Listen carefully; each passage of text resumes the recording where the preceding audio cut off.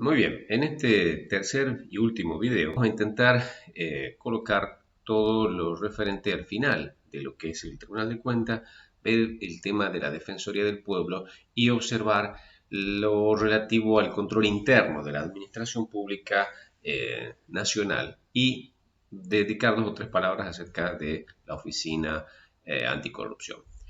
Eh, Cerremos la idea del segundo video anterior. Eh, Aquí vamos a ir un poquito más rápido y yo de todas maneras, como ustedes saben, les dejo los 2 PowerPoint con las imágenes correspondientes a estos 3 videos para que ustedes puedan ir segmentando y no me vean en esta parte del video y simplemente tengan las imágenes de forma completa. Eh, Cerremos la idea anterior. El Tribunal de Cuentas. En cuanto a esa función de control preventivo, nosotros tenemos que recordar y tener en claro que luego de la emisión del acto, pero antes de su puesta en ejecución, el Tribunal de Cuentas interviene en ese control preventivo. No es antes del dictado del acto, es antes de su puesta en ejecución. La Administración dicta el acto y antes de ponerlo en el movimiento, de ejecutar, de pagar, de que el empleado tome posesión del cargo, de que la empresa reciba el cheque, interviene el Tribunal de Cuentas en ese control preventivo, que es lo que estamos viendo acá en ese artículo 124 y antes de su ejecución. Y entonces habíamos visto que luego teníamos las funciones relacionadas a ese control concomitante. Ese control concomitante y ese control posterior a dichos actos. ¿Cómo se ejerce ese control concomitante? En esa auditoría de procesos.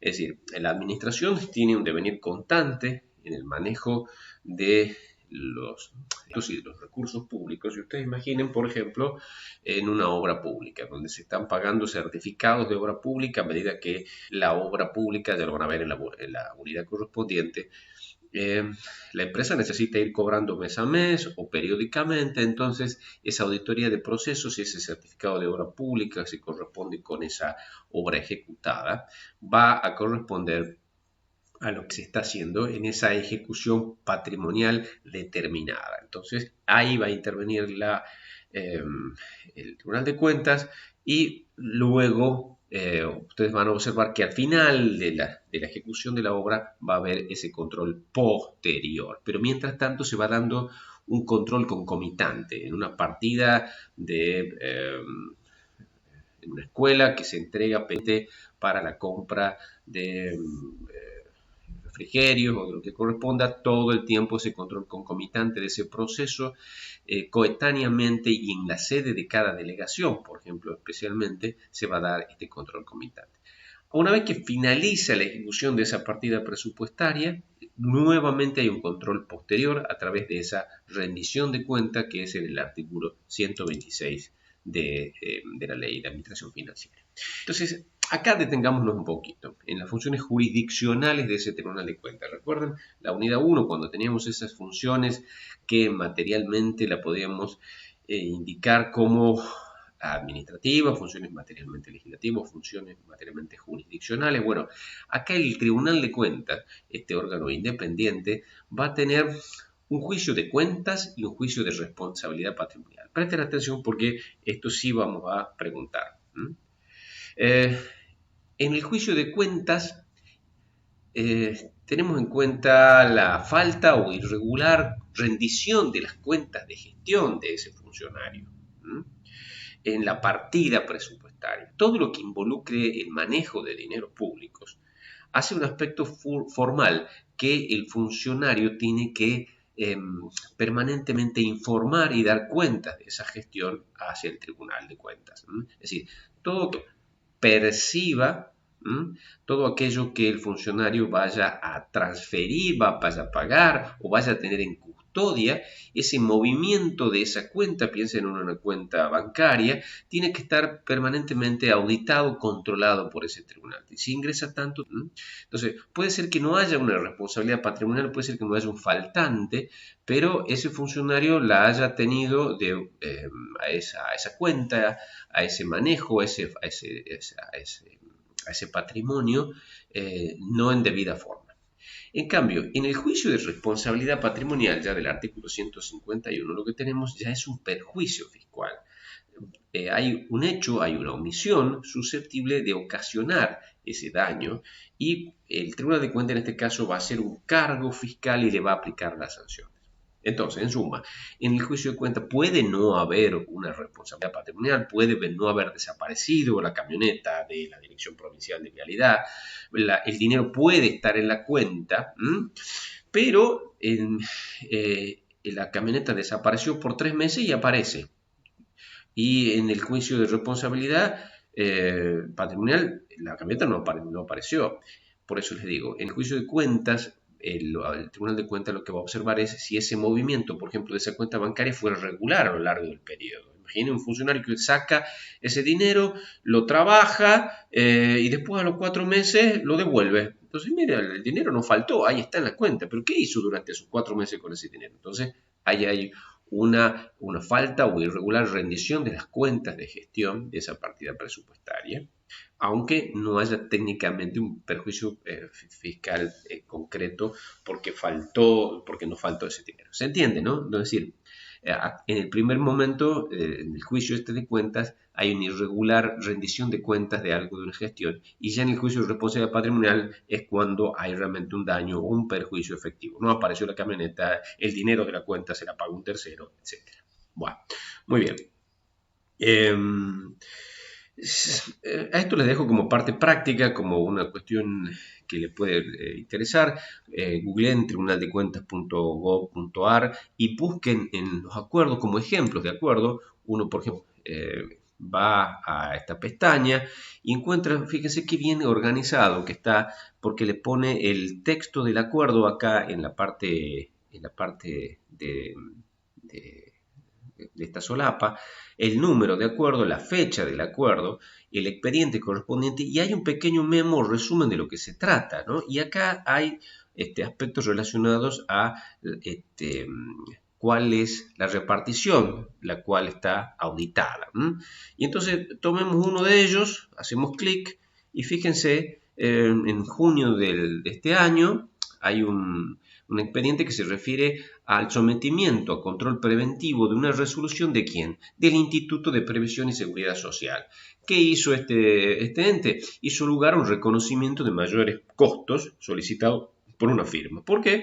Porque había variaciones salariales producidas dentro de ese contrato que tenía el Instituto de Previsión y Social con esta firma, y entonces decide el instituto aprobar y autorizar un cronograma de montos actualizados con etapas. Bueno, eso es ese control de esa gestión, es susceptible del análisis del Tribunal de Cuentas. ¿Y qué pasó? Bueno, a modo de curiosear, observamos ahí que a mitad de camino del que lo estaba analizando, el propio instituto le pide de nuevo la remisión del expediente para continuar con ese trámite. Entonces, el Tribunal de Cuentas dice, bueno, se los devuelvo, y no, a mí no me van a correr los plazos todavía para expedirme sobre este análisis, y una vez que me lo vuelvan de nuevo, yo me voy a expedir. Entonces, mientras tanto, ese acto no se va a poder ejecutar porque todavía no pasó por ese control preventivo, ¿no? Se lo devuelve, tráigamelo de nuevo y lo voy a auditar. Como ejemplos de eso pueden observar para curiosear y para ilustrarse sobre este aspecto. Bueno, hasta aquí hacemos un punto sobre el Tribunal de Cuentas. Veamos dos palabras acerca del Defensor del Pueblo de Tucumán. Lo tenemos ahí con su logo, que es el búho, y el actual Defensor del Pueblo, que es Fernando Juridevo. Hay una defensora adjunta y una defensora del pueblo adjunta 2 también.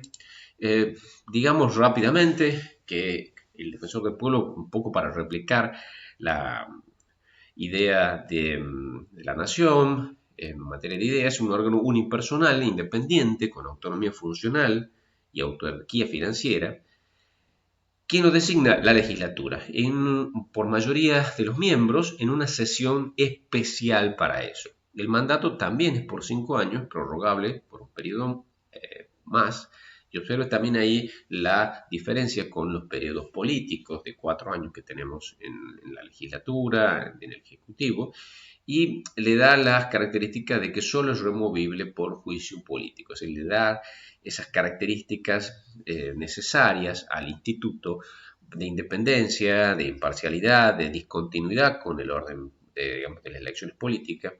Entonces observamos también que acá hay un origen parlamentario, un rango constitucional, porque está en la constitución de la provincia, y un funcionamiento que ya venía con la organización de la ley 6644 y algunas otras modificatorias al respecto.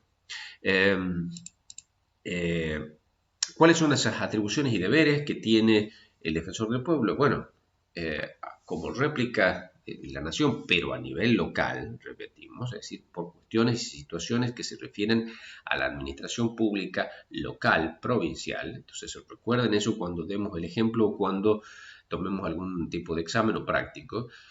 Se refiere a la defensa, protección y la promoción de los derechos humanos y todos los derechos e intereses individuales, colectivos y difusos tutelados en la Constitución de la provincia, en la nacional y obviamente en los tratados internacionales y en las leyes. ¿Pero frente a qué? Frente a los hechos o actos u omisiones de la administración pública, sea provincial o municipal e incluso de los prestadores de los servicios públicos.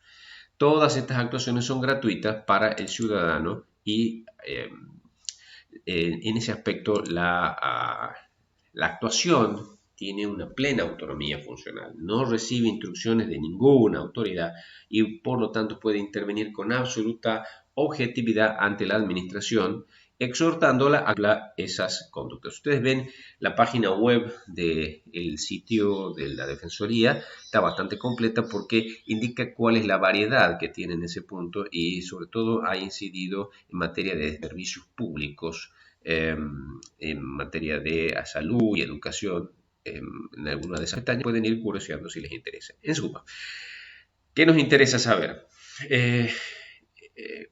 Cuando concluye el año calendario hay un informe de gestión que lo debe presentar a la opinión pública sobre las investigaciones que tuvo a su cargo, sobre qué resultados obtuvo en ese año, debe informar a la legislatura sobre la acción realizada y detalla su accionar enunciando las áreas de la administración pública que más le requirieron en ese punto aspectos para sus resoluciones y cuáles son las soluciones que se propusieron, las respuestas que recibió de la administración y el grado de cumplimiento en función de esos cumplimientos o incumplimientos y cuáles son los funcionarios responsables en ese punto.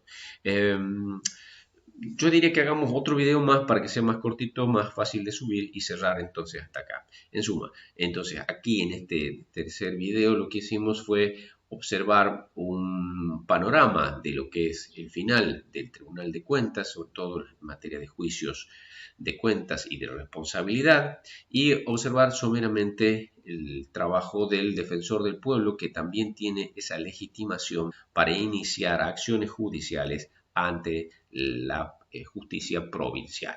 Así que en ese punto creo que vamos a afectar el próximo video al control interno de la Administración Pública Nacional.